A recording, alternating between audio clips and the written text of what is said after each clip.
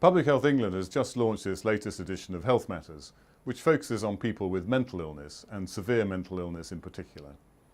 People with severe mental illness, such as psychosis or bipolar disorder, experience some of the worst health and social inequalities and are at greatest risk of poor physical health and premature mortality.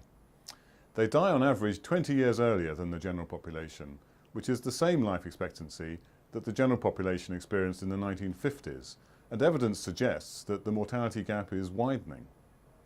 The excess mortality is due to a combination of factors, including poor physical health, social factors, and difficulty in accessing health and care services due to stigma and discrimination.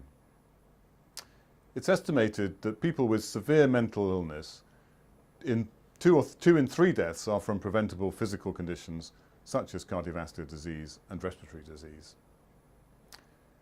People with mental illness experience greater burden of physical health conditions related to unhealthy behaviours such as smoking, alcohol misuse, lack of physical activity, and an unhealthy diet. Compared to the general population, people with severe mental illness also have double the risk of obesity and diabetes, with increased risks amongst younger adults.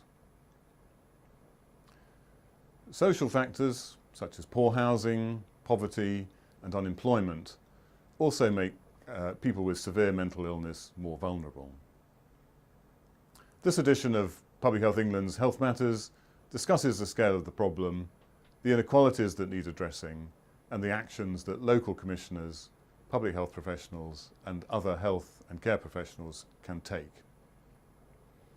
We all play an important role as health and care professionals in reducing the health inequalities that these vulnerable people experience, and in supporting them to make healthy lifestyle choices, which will help them achieve similar health outcomes and life expectancy as the rest of the population.